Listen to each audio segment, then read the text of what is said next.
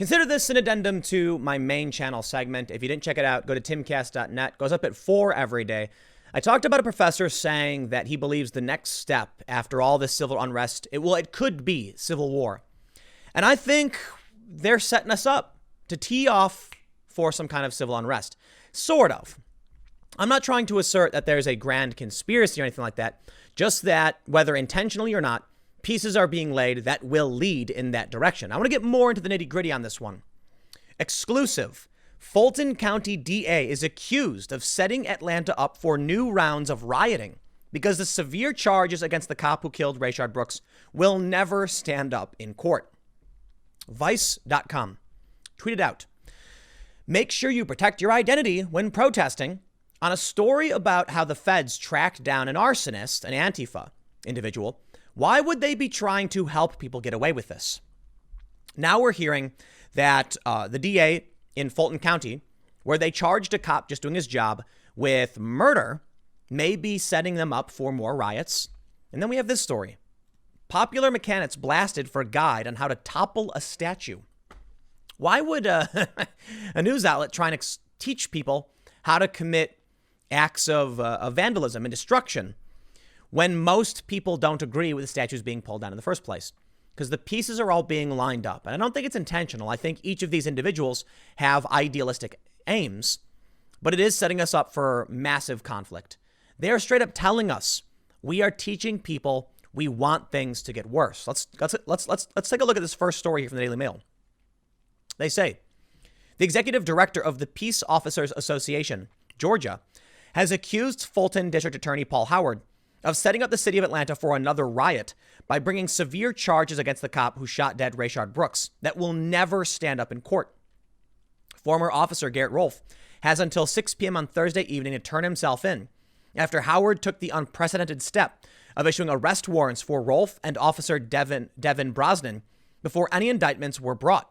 Brosnan, 26, had the same deadline but turned himself in around 11:30 a.m. Rolfe has been charged on 11 counts, the first of which is felony murder. So we do know this, and I'm not going to talk too much about it. They say, in an exclusive interview with Daily Mail, POA Executive Director John Edwards has slammed the DA by jumping ahead of the GBI's ongoing investigation and bringing charges that he believes owe more to the politics and flavor of the day than an objective decision based on the totality of the facts. They say, no use of force is ever pretty. And the courts don't judge use of force on whether it's right or wrong. They judge it on whether it was reasonable. It's complex. It's contextual. And it takes time for investigators to see through all the witnesses, all the evidence, all the totality of the facts and circumstances. And then they have to be objective, not feeling before thinking. When they are making a decision that affects so many people's lives, that has to be based on evidence, not the politics or the flavor of the day. Edwards, who has 42 years of law enforcement experience, including 34 as a special agent in charge of the Georgia Bureau of Investigation, said he never in his entire career witnessed a DA jumping ahead of investigators or bringing warrants ahead of indictments. He said, let's say this case that Paul Howard has spun goes to trial. 12 good men and women now look at this and say, there's no way I'm convicting on that. Paul Howard has just successfully set the city up for another riot. Why? Why do it? Re-election? Because re-election is before an actual trial would ever take place? Is this man really willing to sacrifice his city for a little bit of power? Yes, these people are scumbags. They are evil. They are setting things up. They're setting things up because they don't care about what happens next. They're setting things up because it's going to get them a little bit of a power in the short term. Now, many of these people are zealots. They're ideologues. But I think this guy, this DA, he just wants to be like, look how tough I am on police brutality. And he'll get reelected. This guy will get off. The charges will fall through.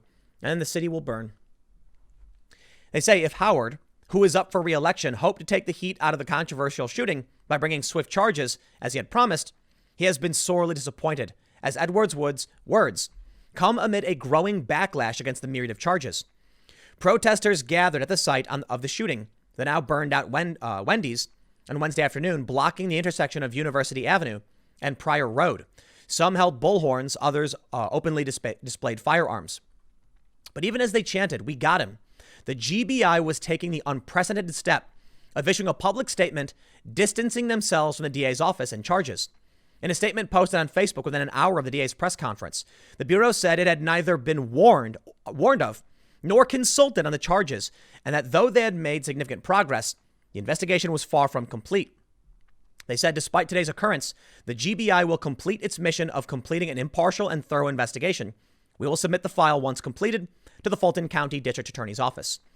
The kickback has gathered momentum as Trump, who had previously described the shooting as disturbing, has now backed Rolfe, telling Sean Hannity, "You can't resist a police officer. And if you have a disagreement, you take it up after the fact." And Trump's right. Sometimes bad cops lie, but you're not going to win by resisting, and you're not going to win, especially if you steal their weapon and fire it at them. All this can do, in my opinion, is lead to more rioting. But the good news for the rioters is they will be well equipped with good information on how to actually do it, because the media has been teaching them and advising them. Vice saying, make sure you properly, cover up your tattoos and stuff like this. Why are you giving advice to rioters, Vice? It's so stupid. What a terrible company, man. I feel bad for the founders of that company. If it were me, I would be ashamed of what they've become. But Popular Mechanics, I guess this isn't so surprising. A guide on how to topple a statue. The New York Post reports, Popular Mechanics magazine has come under fire after publishing a detailed guide on toppling monuments. Bringing that sucker down without anyone getting hurt, the article posted Monday encourages readers, promising the best advice on how to topple a statue using science. Author James Stout says his article is inspired by the worldwide attacks on problematic monuments. Oh, I just can't stand these people. Problematic. Well, that's problematic. This statue is bad. Shut up, moron. Tied to the legacy of racism amid ongoing protests. Should you happen to find yourself near a statue that you decide you no longer like, we asked scientists for the best, safest ways to bring it to the ground without anyone getting hurt. Except, of course, for the inanimate racist who's been dead for a century anyway, the article says. Mechanical engineer Scott Holland then advised how, with about 70 strong friends, protesters could pull down most statues with 4x4 recovery straps around the head or the neck. Holland also suggested using a butane or propane torch to heat up the statue, saying, you'll be there for 15 to 20 minutes, but it's a lot easier. Okay. So now the next time someone gets a statue dropped on their head, can they sue Popular Mechanics saying, hey, they told us to do it. They said, here's how you do it. I certainly hope someone tries. Failing that, there's also chemical approach with a detailed guide to melting the damn thing using thermite, Stout writes, saying it has the fun bonus of producing a high-pitched squeal. Okay. When someone dies because you told them to go play with thermite, that's insane. I hope they sue you and hold you responsible.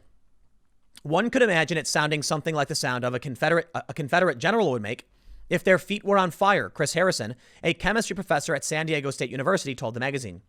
The article quickly sparked outrage online, with many saying they've ended their subscriptions. The liberals gradually destroyed it with way too much popular and way too little mechanics. One of those canceling, an Army veteran named Dylan, tweeted, we have finally gone insane. Popular Mechanics goes full-on revolutionary. Another person wrote, pushing anarchy. You're done, Popular Mechanics. Popular Mechanics goes full Taliban. Christina Summers wrote, saying she always thought the magazine was about building things, not bringing them down. Yeah, it's ISIS that destroy art and monuments and statues. But now our mainstream institutions are setting us up for chaos and destruction. There's no cohesive system. You know what I think is happening is that we're seeing a return to baseline, kind of. There is no common culture. There is no common narrative, no common truth. And you've got a bunch of random people doing random things. And that's it. Maybe there will be, now this randomness. And no, look, the reason I say this is because everyone seems to argue about what the factions really are. Left, right, Trump, anti-Trump, libertarian, authoritarian, globalist, nationalist. And in reality, it's just a bunch of different people seeing a bunch of different things. And if you have a slight overlap with one group, you'll probably align with them. Mainstream Democrats will end up tacitly approving of these things just because it's the left. And moderates and the politically homeless, former liberals, now find themselves standing side by side with Trump supporters, even though they probably agree on very little outside of, civil libertarianism, the right to free speech, protecting art, etc. This is what you're going to get, and you're going to get more of it. And we're going to see riots, and the riots will devolve. And if we end up with more riots, which we will, then we've already seen regular people and conservatives come out to defend against these riots now. What happens when, in a few months, more riots kick off, and then the right shows up, and the fights break out? I think that's when we can start talking seriously about some kind of civil war. For now, you have the far left just romping around destroying things and creating a shield for people who just want destruction. The people who just want to watch the world burn. Not even ideologues, just people who go and smash stuff up for fun. They're providing shields for that. Well, there's going to be regular people who stand up against it. The police will probably vilify them because it's easier to target the right. It always is. You have these boogaloo guys literally saying they want to kill police. And yet, the media says that's right wing. Never mind that Antifa literally spray paints kill cops all over the place. Certainly, the people who have done it now must be right wing, they say. None of it makes sense. But you know what happens then when the right tries to defend themselves? Well, they're the bad guys. That's how it works. That's how the media will play it. And then things will get truly spicy, I guess. But it's just a couple stories where they're lining things up. Stick around. I got a couple more segments in just a few minutes, and I will see you all shortly.